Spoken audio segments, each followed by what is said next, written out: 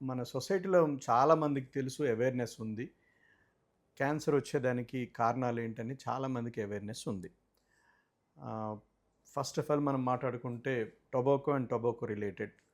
So, tobacco అనేది smoking ఫార్మ్‌లో ఉండొచ్చు లేదా స్మోక్‌లెస్ ఫార్మ్. మన ఇండియాలోను ఎస్పెషల్లీ ఇండియాలో, పాకిస్తాన్, బంగ్లాదేశ్, శ్రీలంక ఈ కంట్రీస్‌లో టొబాకో అనేది నోట్లో పెట్టి ఉంచుకొని క్విడ్ లాగా అంటే పాన్ మసాలాలోని పాన్‌లోని టొబాకో ప్రొడక్ట్స్‌ని అలా యాడ్ చేసుకుంటూ నోట్లో పెట్టుకుంటారు. ఇది స్మోక్‌లెస్ టొబాకో అంటాం. అంటే పొగ ద్వారా కాకుండా నోట్లో పెట్టుకోవడం ద్వారా డైరెక్ట్ కాంటాక్ట్ నుంచి అక్కడి నుంచి డిఫరెంట్ డిఫరెంట్ కెమికల్స్ రిలీజ్ అయ్యి ఆ ఇండివిడ్యువల్స్‌కి ఒక రకమైన మంచి ఒక యూఫోరియా ఫీలింగ్ లాంటిది వస్తూ ఉంటది. అందుకని దాన్ని అడిక్ట్ అవుతారు.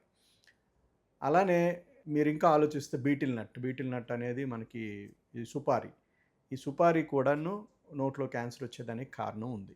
తర్వాత నెక్స్ట్ మనం ఆలోచిస్తే ఆల్కహాల్ అత్యధికంగా కన్జంప్షన్ చేయడం వలన బాడీలో ప్రతి పార్ట్‌కి క్యాన్సర్ వచ్చే అవకాశం ఉంది. టొబాకో కూడా అంతే.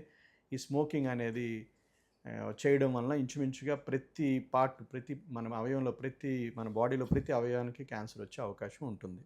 ఆఫ్ లేట్ ఏమైందంటే కొన్ని కొన్ని వైరస్ వల్ల క్యాన్సర్ కూడా వచ్చే అవకాశం ఉంది. కానీ ప్రస్తుతానికి అంటే సిగరెట్స్ లేకపోతే ఆల్కహాల్ అనేది చెడు అని మనం ఎక్కువ ప్రొజెక్ట్ చేయడం ప్లస్ చాలామందికి ఈ హ్యాబిట్ అలవాటైతే పక్క వాళ్ళకి లేదా ఇంట్లో ఉన్న వాళ్ళకి తెలిసిపోతుందని ఉద్దేశంతో కొత్తగా ఎస్పెషల్లీ యువత ఈ వేపింగ్ అనే కల్చర్‌కి అలవాటు అవుతూ ఉన్నారు. సో, అది వేపింగ్ అనేది ఒక రకమైన ఎలక్ట్రానిక్ డివైస్ ఉంటుంది. దానిలో రకరకాల కెమికల్స్ యాడ్ చేస్తారు.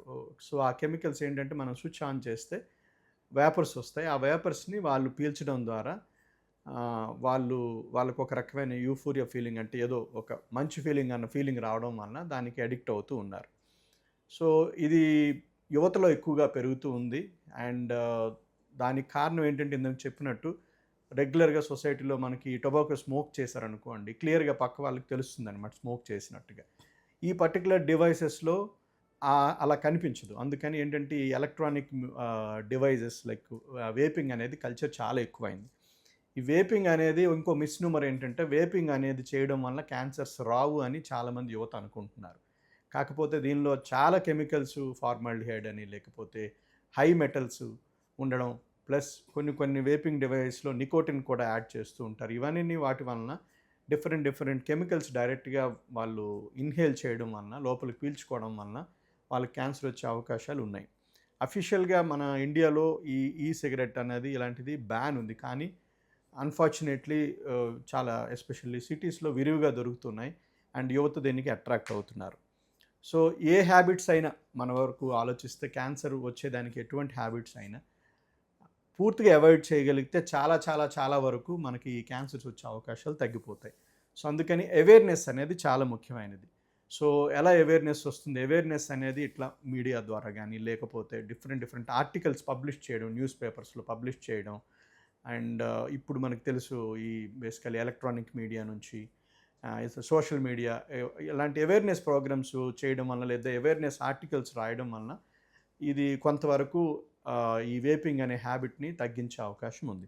అదే కాకుండా మనకి స్కూల్స్‌లో, కాలేజెస్‌లో ఎస్పెషల్లీ +1, +2 వరకు లేదా డిగ్రీ కాలేజ్ వరకు నా పర్సనల్ ఫీలింగ్ ఏంటంటే ఈ బ్యాడ్ హ్యాబిట్స్ అంటే మనకి ఏవైతే క్యాన్సర్ వచ్చేదానికి కారణాలు ఉన్నాయో వాటి గురించి ఒక రకమైన అవేర్‌నెస్ ప్రోగ్రామ్స్ లేదా చిన్న చిన్న చాప్టర్స్ వాళ్ళ దాంట్లో యాడ్ చేయడం వలన సో, ఖచ్చితంగా టీచర్ చెప్పేది చాలా వరకు స్టూడెంట్స్‌కి ఇన్‌ఫ్లుయెన్స్ అవుతారు. కాబట్టి ఒక రకమైన చిన్న అవేర్‌నెస్ ప్రోగ్రామ్స్ తీసుకురావడం వల్ల స్కూల్ అండ్ కాలేజెస్‌లో కూడాను వీటికి దూరంగా ఉండే అవకాశం ఉంటుంది. టొబాకో అనేది మనం స్మోకింగ్ ఒక ఫర్ ఎగ్జాంపుల్ సిగరెట్టు లేకపోతే పాత రోజుల్లో సిగార్ అంటే చుట్ట అండి ఇది.